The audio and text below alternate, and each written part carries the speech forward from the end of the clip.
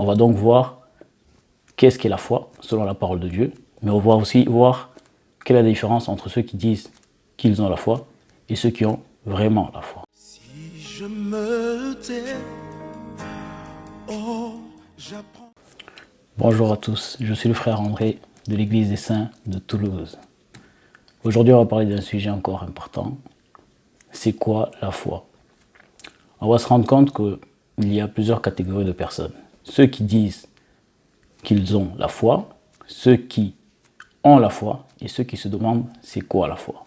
On va donc voir qu'est-ce qu'est la foi selon la parole de Dieu, mais on va aussi voir quelle est la différence entre ceux qui disent qu'ils ont la foi et ceux qui ont vraiment la foi. Regardons la définition de la foi selon la parole de Dieu. Il est écrit, or la foi, au Hébreux, verset 11, le premier verset, pardon. Il est écrit, or la foi est une ferme assurance des choses qu'on espère, une démonstration de celles qu'on ne voit pas. Donc, ce verset nous donne la définition de ce qu'est réellement la foi.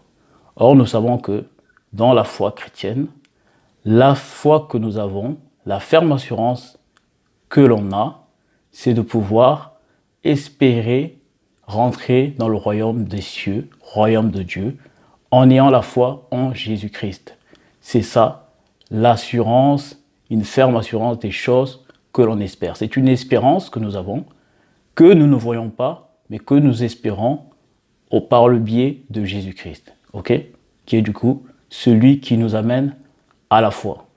Maintenant, cette foi-là est complétée par la démonstration de celle qu'on ne voit pas. Donc, la foi, ce n'est pas seulement de croire, c'est également la démonstration de ce à quoi on croit. Donc, on va voir le verset qui va nous permettre de comprendre ce que nous dit la définition de cette foi. Romains 8, 29. Il est écrit, car ceux qu'il a connus d'avance, il les a aussi prédestinés à être semblables à l'image de son Fils, afin que son Fils fût le premier-né d'entre plusieurs frères.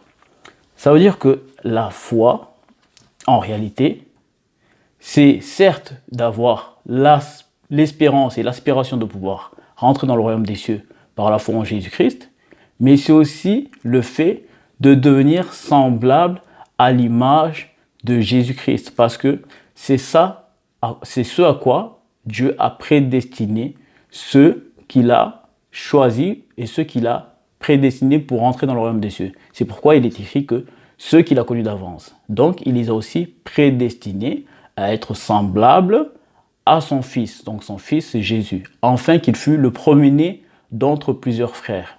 Donc, il faut comprendre que Jésus-Christ, ayant connu la mort, mais ayant été ressuscité, il est le premier-né de la mort. Donc, ça veut dire que ceux qui croient en Jésus-Christ croient aussi qu'ils vont vivre après la mort. Ok?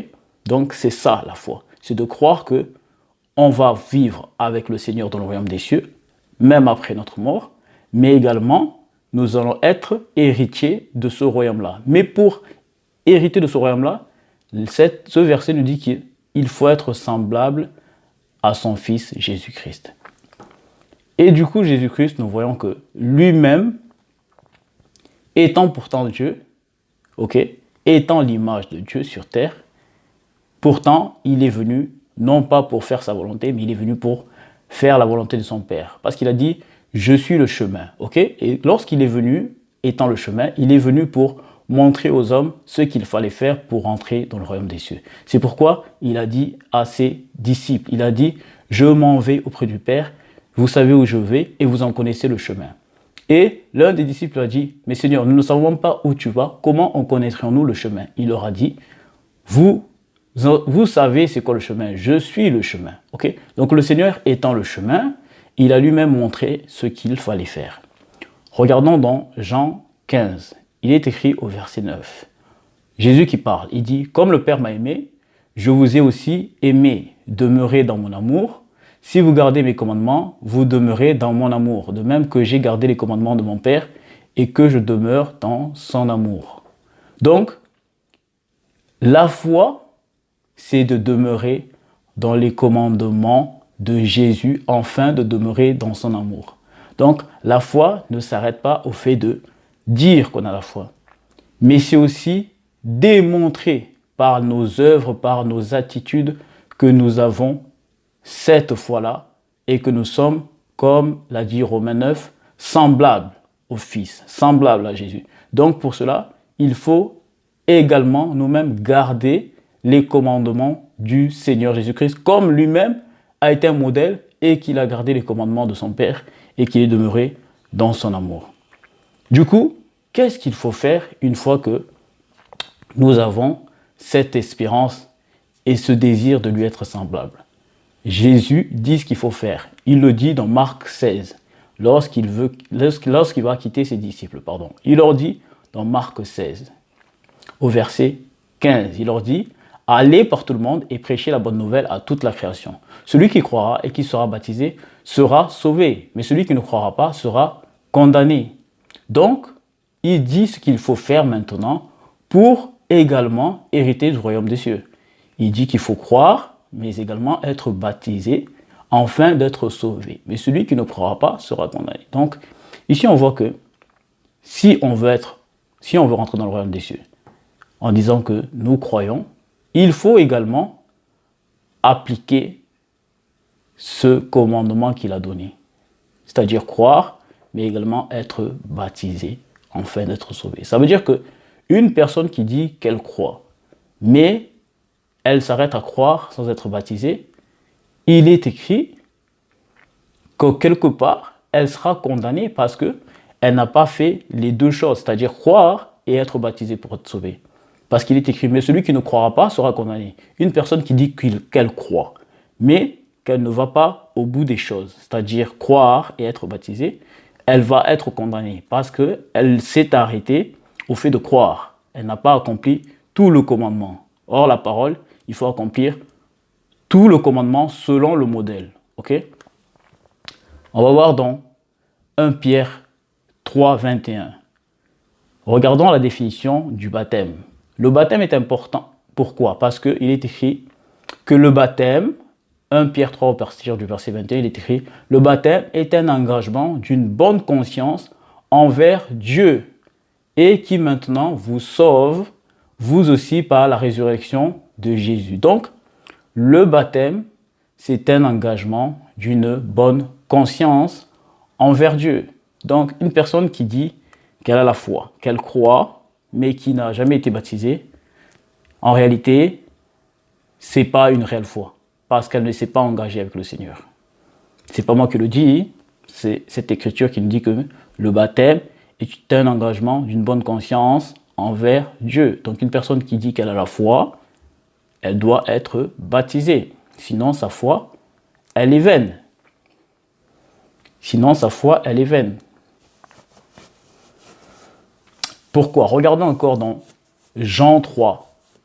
Regardons dans Jean 3. Jésus explique à un maître des Juifs. Il lui dit, en vérité, je te le dis, si un homme ne naît d'eau et d'esprit, il ne peut entrer dans le royaume de Dieu. Ce qui naît de la chair est chair, et ce qui naît de l'esprit est esprit. Donc, là, le Seigneur explique que tous ceux qui rentreront dans le royaume des cieux doivent naître d'eau, c'est-à-dire le baptême, et doivent naître d'esprit, c'est-à-dire recevoir le baptême de l'esprit. Car ce qui est né de la chair est chair, ce qui est né de l'esprit est esprit. C'est-à-dire qu'une personne qui est née, mais qui n'a jamais été baptisée et qui n'a jamais reçu le baptême de l'esprit, en réalité, elle est née ni d'eau ni d'esprit. C'est-à-dire qu'elle ne remplit pas, encore une fois, ce que le Seigneur a dit. Ok? Donc il est important de savoir que une personne qui a la foi, qui dit avoir la foi, et qui dit croire, elle doit être baptisée et elle doit naître aussi d'esprit. Ce sont aussi des conditions pour entrer dans le royaume des cieux, pour être semblable à l'image du Fils de Dieu, pour entrer dans le royaume des cieux. Ok? Mais cela ne concerne pas seulement ceux qui n'ont jamais reçu le baptême. Parce qu'il y a des gens qui ont aussi reçu le baptême, mais quelque temps plus tard, n'ont pas persévéré dans la foi. Pourquoi? Parce que malgré qu'ils auront tendance à dire « j'ai la foi, je crois en Dieu, on va voir que dans leurs attitudes, ils vont démontrer que en réalité, ils ne sont plus dans la foi. Et ils vont du coup marcher et faire les choses selon leurs propres désirs, selon leurs propres pensées, comme avant. Parce que regardons, il est écrit dans Romains 6, « Nous qui sommes morts au péché, comment vivrions-nous encore dans le péché? Ignorez-vous que nous tous qui avons été baptisés en Jésus-Christ, c'est en sa mort que nous avons été baptisés. Nous avons donc été ensevelis avec lui par le baptême en sa mort, afin que comme Christ est ressuscité des morts par la gloire du Père, de même nous aussi nous marchions en nouveauté de vie. » Donc, le baptême, être baptisé, ça veut dire marcher en nouveauté de vie, ne plus marcher comme autrefois lorsque nous marchions selon nos propres convoitises.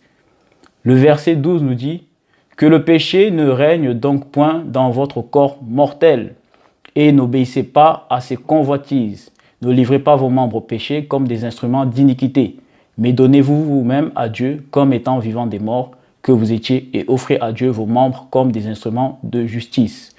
Donc, celui qui est baptisé doit persévérer à ne plus vivre selon la chair, selon ses propres convoitises, ne plus obéir à ses convoitises, ne plus livrer ses membres au péché. Mais on va se rendre compte qu'il y a beaucoup de personnes qui disent qu'ils ont la foi, mais qui en réalité, lorsqu'on regarde leurs œuvres, elles vivent selon leurs propres désirs et elles ne gardent pas les commandements.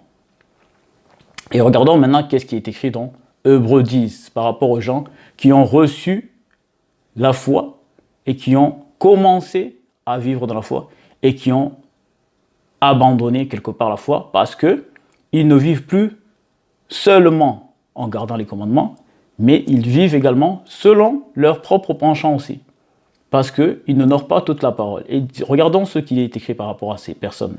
Hébreux 10 dit « Car si nous péchons volontairement après avoir reçu la connaissance de la vérité, il ne reste plus de sacrifice pour le péché, mais une attente terrible du jugement et l'ardeur d'un feu qui dévore les rebelles. » Donc, une personne qui a accepté le Seigneur, de croire pour entrer dans le royaume des cieux, qui a accepté de se conformer en se baptisant et en expérimentant le baptême de l'Esprit, mais qui après un temps a recommencé à avoir des habitudes qu'il avait abandonnées avant.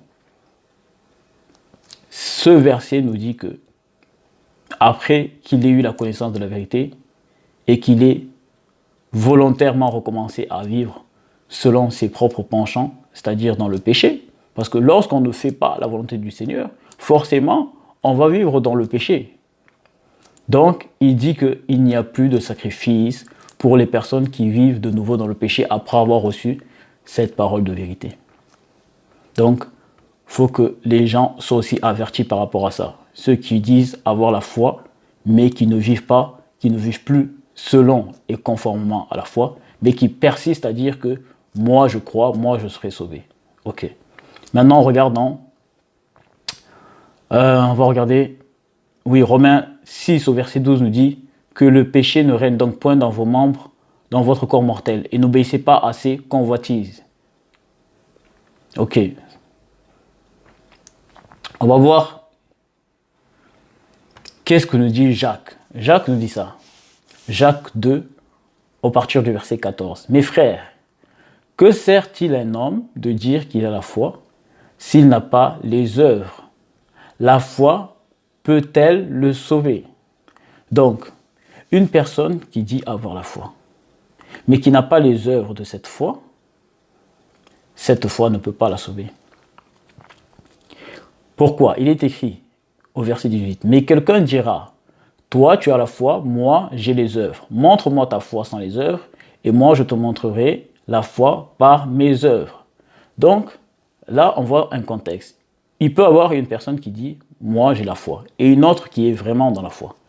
Celle qui a vraiment de la foi, elle va avoir les œuvres de la foi, parce qu'elle vit que selon les commandements du Seigneur. Mais celle qui dit qu'elle a la foi, mais qu'en réalité n'a pas la foi, elle n'a pas les œuvres du Seigneur. Donc si on lui dit, arrête de dire que tu as la foi, mais montre-nous ta foi au quotidien pour qu'on puisse voir si tu as la foi. On va vite voir que cette personne en réalité n'a pas la foi parce qu'on va constater que dans beaucoup de choses, elle va faire les choses selon ses propres pensées parce qu'elle n'est pas soumise à la parole. Parce que la personne qui a vraiment et qui vit vraiment dans la foi vit que selon la parole du Seigneur. Même lorsque ce n'est pas facile à faire, même lorsque la chair pourrait nous pousser à faire quelque chose d'une manière détournée pour nous faciliter les choses, celui qui est vraiment dans la foi va faire les choses selon le Seigneur, même si cela va être plus difficile pour elle d'obtenir ce qu'elle veut. C'est ça la différence. Regardons Romains 8. Romains 8 à partir du verset 9 nous dit « Pour vous, vous ne vivez pas selon la chair, mais selon l'esprit. Si du moins l'esprit de Dieu habite en vous. Si quelqu'un n'a pas l'esprit de Dieu, il ne lui appartient pas. » Donc, ceux qui vivent selon les commandements du Seigneur, c'est parce qu'ils sont soumis à l'esprit du Seigneur et parce qu'ils l'ont. Parce que ceux qui vivent selon leurs propres pensées et leurs propres désirs, ils ne sont pas soumis à l'esprit de Dieu parce qu'ils ne l'ont pas. Ils n'ont pas l'esprit du Seigneur, donc ils ne peuvent pas y être soumis. Verset 12 nous dit « Ainsi donc, frères, nous ne sommes point redevables à la chair pour vivre selon la chair. » Donc, il faut comprendre que toute personne qui vit selon la chair n'est pas dans la foi. Il est écrit au verset 13 « Si vous vivez selon la chair, vous mourrez. Mais si par l'esprit vous faites mourir les actions du corps, vous vivrez. Car tous ceux qui sont conduits par l'esprit de Dieu sont fils de Dieu. » C'est exactement ça. Une personne qui vit selon sa propre volonté va mourir. Parce qu'en réalité, ça, c'est pas la foi. Parce qu'on peut dire qu'on a la foi, mais si on vit selon ses propres penchants, en réalité, nous n'avons pas la foi. Parce que nous ne concrétisons pas les commandements du Seigneur en nous. Or, il est écrit que celui qui est conduit par l'Esprit de Dieu vit aussi par la volonté de Dieu et du coup, celui qui est conduit par l'Esprit de Dieu est fils de Dieu. C'est ça être enfant de Dieu, c'est ça avoir la foi, c'est être conduit par l'Esprit de Dieu. On va voir qu'est-ce que Jacques nous dit au verset Jacques 2 au verset 26. Il dit « Comme le corps sans âme est mort, de même la foi sans les œuvres est morte. » Donc une personne qui n'a jamais été baptisée, qui ne marche pas selon les commandements du Seigneur, même si elle dit qu'elle a la foi, malheureusement, sa foi, elle est morte. Parce qu'elle n'a pas d'œuvre. Elle n'a pas d'œuvre qui prouve qu'elle est vraiment enfant de Dieu. Elle n'a jamais été baptisée, elle n'a jamais eu le baptême de l'Esprit. Elle vit, elle essaie de respecter certains commandements de Dieu, mais pas en totalité parce que elle a encore ce désir inconsciemment de vivre encore selon ses propres désirs dans certains domaines de la vie, malheureusement. Donc comprenons que ceux qui n'accomplissent pas toute la volonté de Dieu, leur foi, elle est morte. De même, la foi sans les œuvres est morte, même si elle va avoir tendance à faire certaines choses qui font partie des commandements du Seigneur, mais si elle ne fait pas tout, en réalité, sa foi, elle est morte. Parce qu'elle est encore esclave de certaines choses. Elle n'est pas affranchie. On va voir qu'est-ce que nous dit.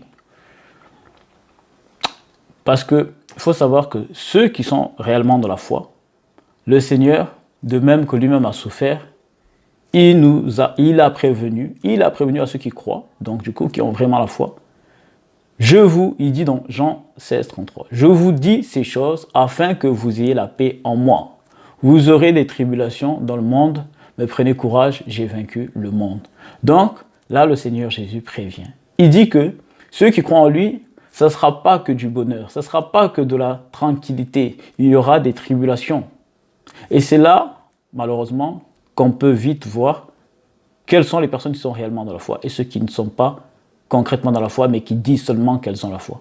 Parce que quand il va y avoir les tribulations, beaucoup vont marcher, ils vont faire les choses selon leur propre désir, selon ce qui va les faire sortir de la difficulté le plus rapidement possible.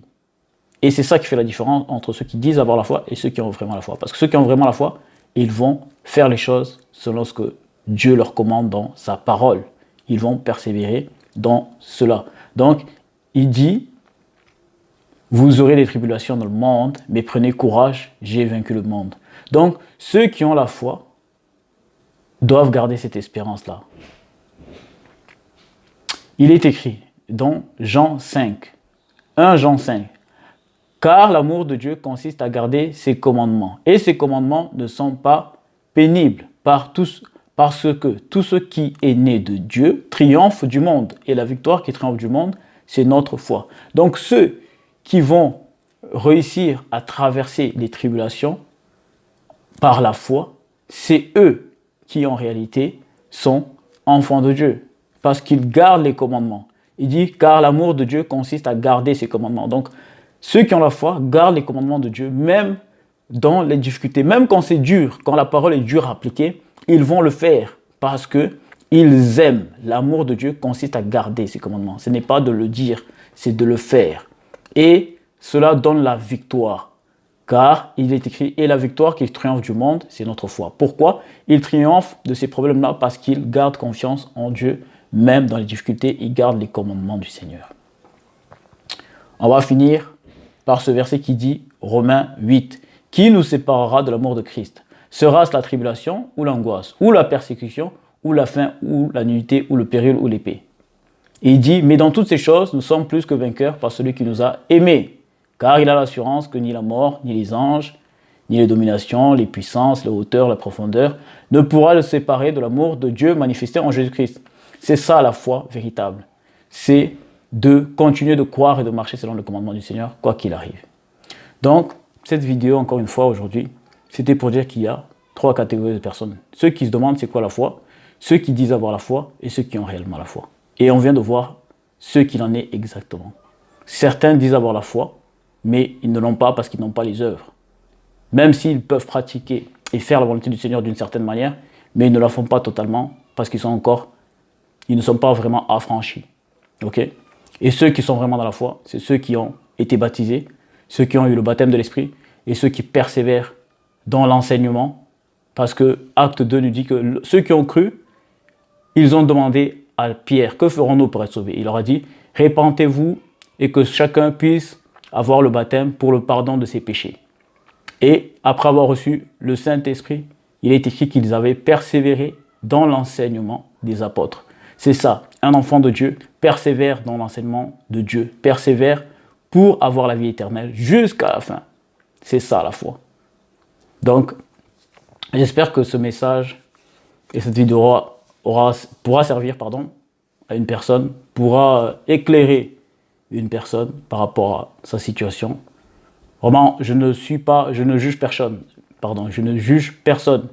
Je fais vraiment cela pour que ceux qui croient, ceux qui aiment le Seigneur, soient vraiment sauvés et ne restent pas dans l'ignorance. Que le Seigneur vous bénisse. N'hésitez pas à vous abonner, à mettre en commentaire ce que la vidéo a pu vous apporter. Je vous remercie.